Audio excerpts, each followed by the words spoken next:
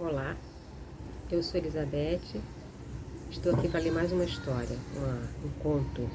Dessa vez eu vou ler um conto de Hans Christian Andersen, chamado A Menina que Pisou no Pão. É um conto que está no livro Contos de Andersen, esse aqui, depois eu ponho as informações ali embaixo. E é mais ou menos do início da década de... Essa edição é do início da década de 60. É uma história que eu gostava muito quando eu era criança, apesar de ter um ar meio soturno, meio... não sei, enfim, vamos ver.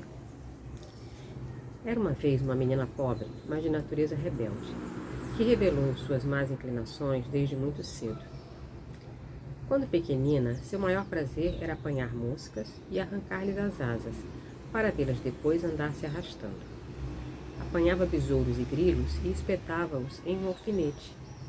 Punha depois uma folha de livro ou qualquer pedaço de papel bem próximo deles, para que pudessem segurá-lo com as patinhas, só pelo prazer de vê-los agitarem-se e torcerem-se, na ânsia de se libertar do alfinete. O besouro está lendo, dizia a pequena Inger. Vejam como ele vira a página. E ao passo que ia crescendo, tornava-se cada vez pior. Era muito bonita, mas foi isso a sua infelicidade, sem dúvida. Será preciso um rude golpe para te fazer curvar a cabeça, dizia a mãe. Quando eras menor, muitas vezes pisoteaste meu avental. Receio muito que quando fores grande me pisoteies o coração. E assim aconteceu. Inger teve de ir para o campo para servir em casa de uma família rica. Tratavam-na como se fosse filha e vestiam-na muito bem. Ia ficando cada vez mais bonita, mas o seu caráter não melhorava. Um ano depois de estar lá, disseram-lhe os patrões: deves ir visitar teus pais, Inger. Ela foi, mas apenas com a intenção de se mostrar, para que vissem como andava bem vestida. Ao chegar aos portões da cidade, viu alguns moços e moças que conversavam à beira do lago, e sentada entre eles, sua mãe, com um feixe de lenha ao ombro. Inger deu volta. Sentiu-se envergonhada de ter por mãe, ela tão fina, aquela velha esfarrapada que juntava lenha no mato. Não ficou nem de leve compadecida.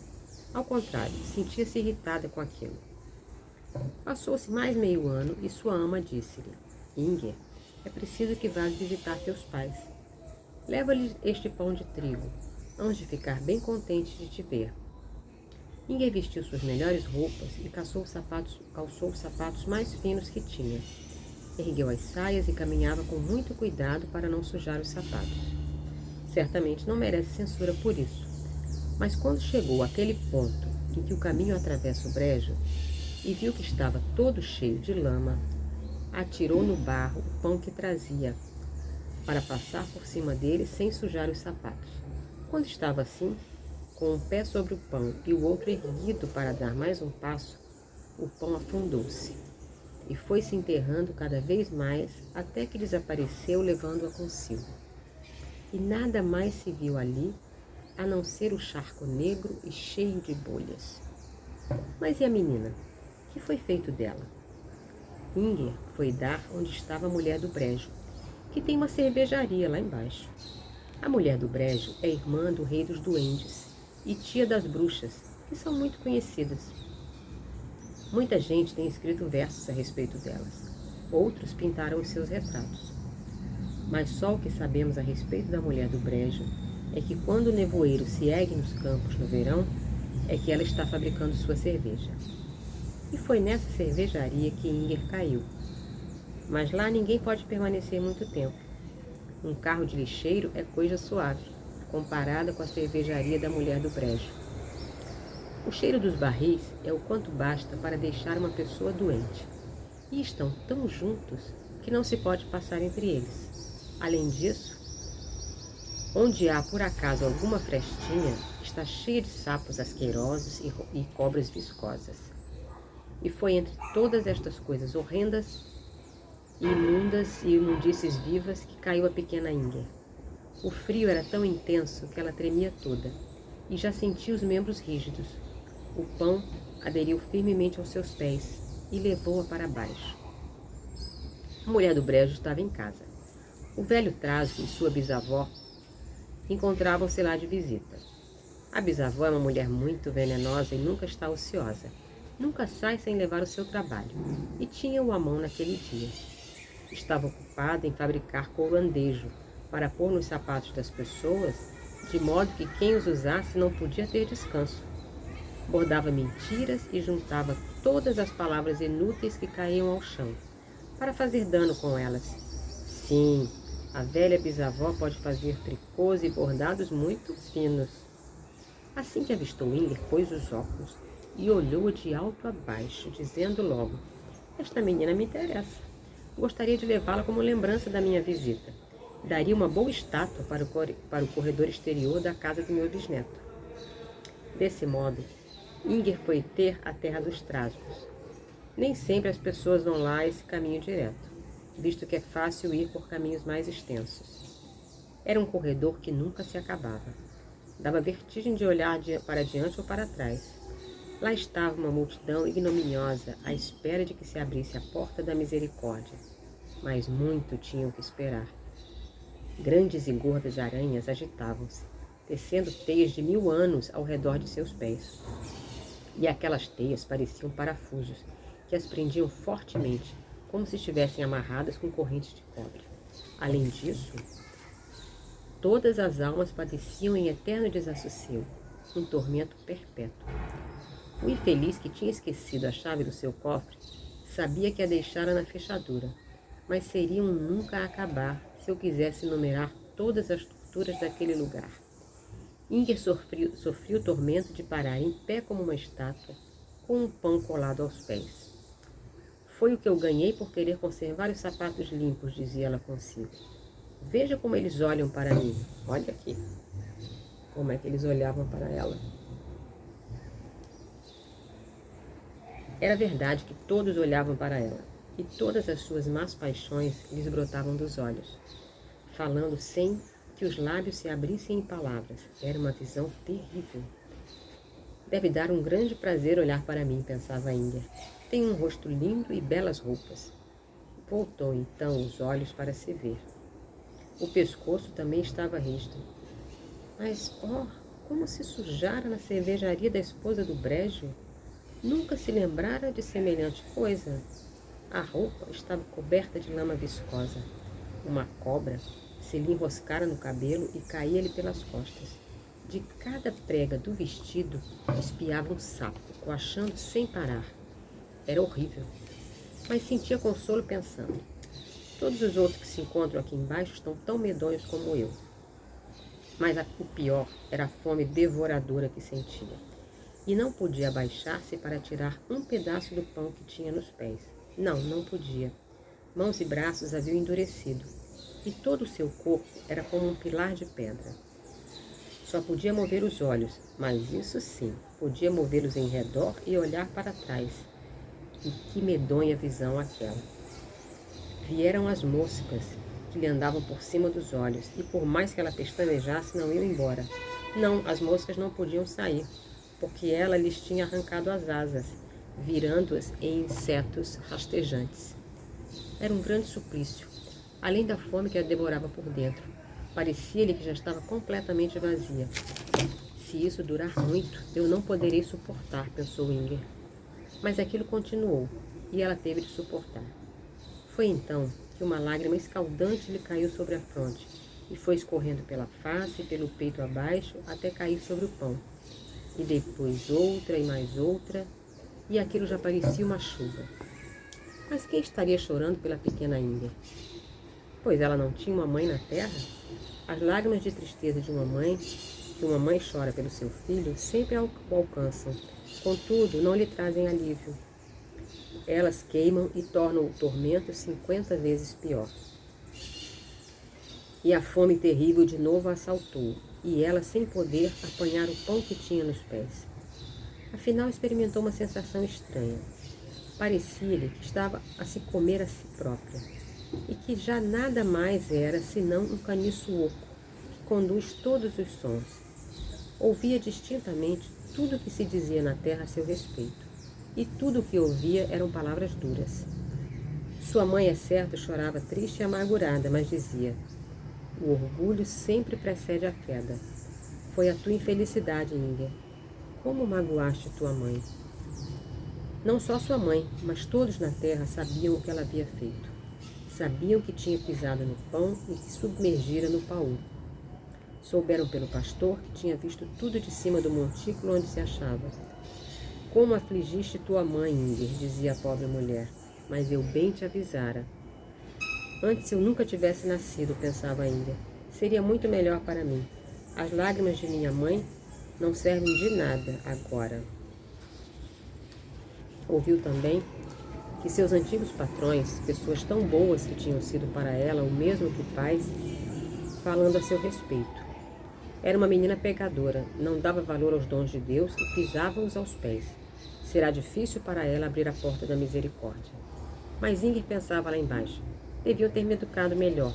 Deviam ter dominado a minha soberba, se eu a tinha.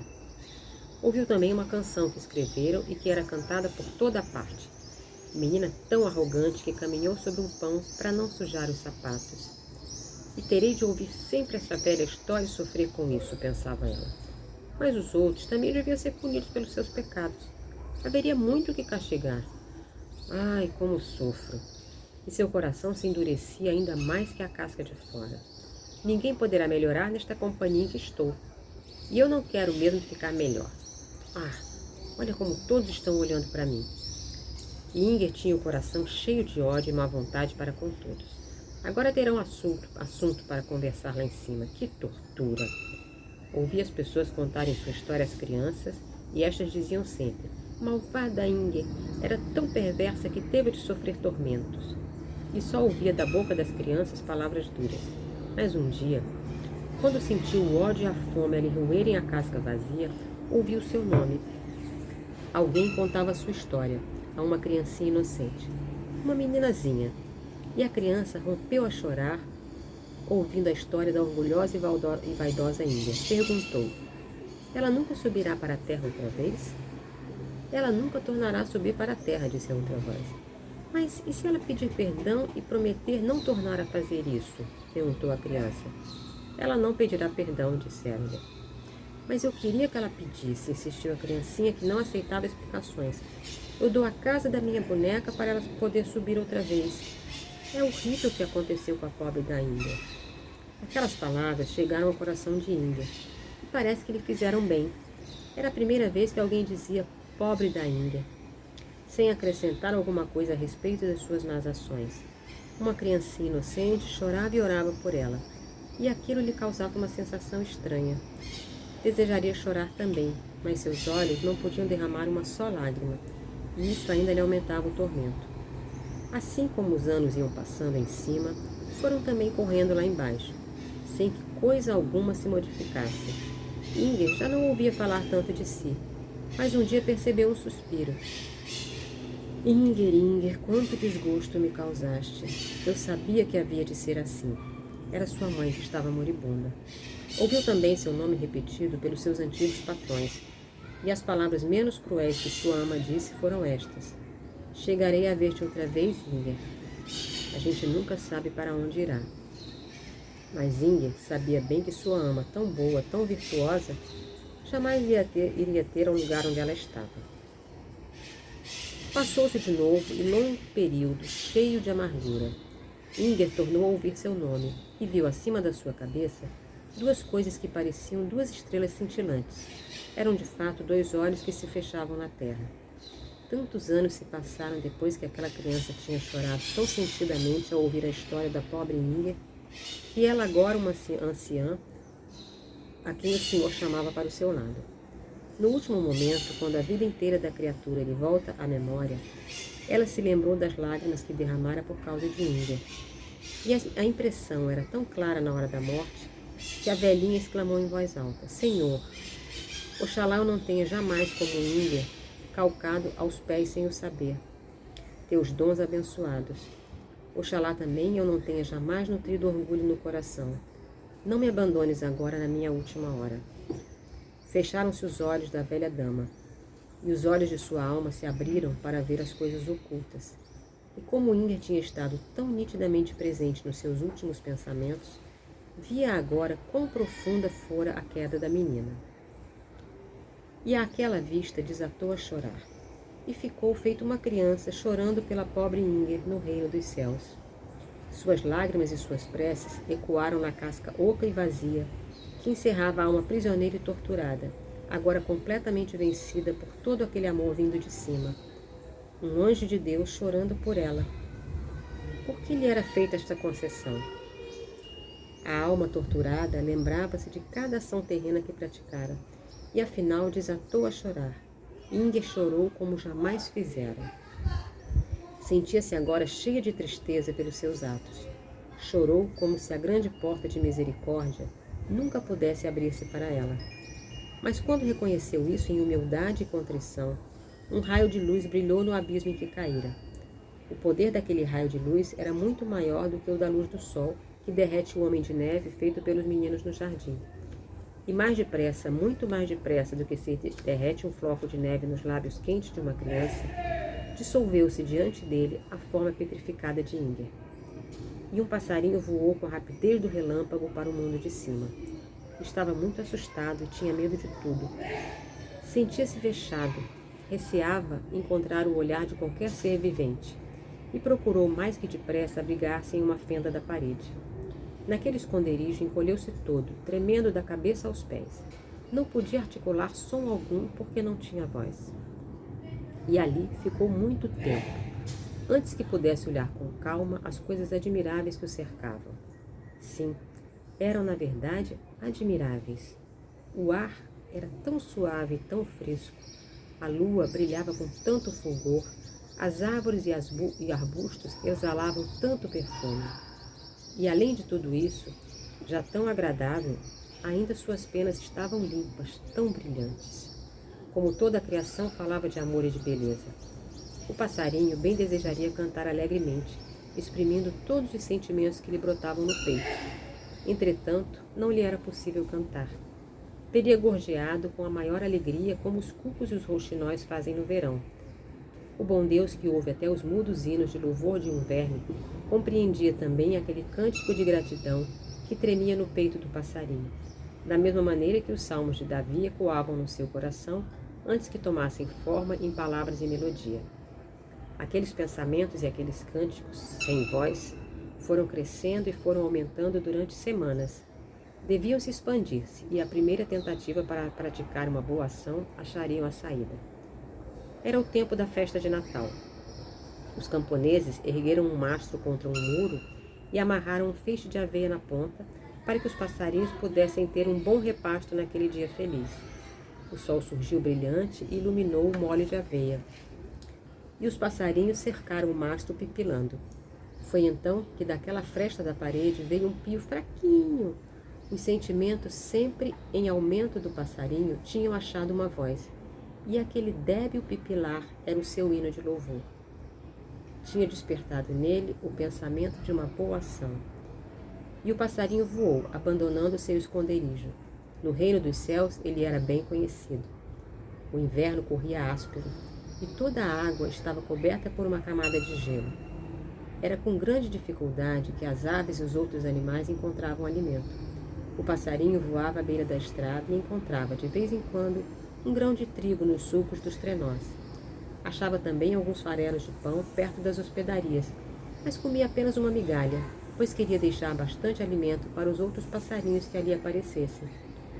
Voou então para as cidades e espiava nas cercanias. Onde quer que alguma mão caridosa tivesse espalhado migalhas de pão para os passarinhos, ele comia apenas uma só e deixava o restante. No decorrer do inverno, o passarinho tinha assim renunciado, em favor dos outros, tantas migalhas de pão que elas já igualavam em peso aquele pão inteiro que a pequena Inger calcara aos pés, para não sujar os sapatos. Então, as asas cinzentas do passarinho ficaram brancas e foram se distendendo. E as crianças que viram aquela ave branca disseram: "Lá anda uma gaivota voando sobre o mar." A ave ora mergulhava nas águas, ora voava e remontava muito alto. E contra a intensa luz que brilhava no espaço, não foi possível ver que fim levou. As crianças afirmaram que ela entrou no sol. Espero que tenham gostado. Depois eu vou ver se eu conto alguma coisa sobre o próprio Anderson. Tchau, até a próxima.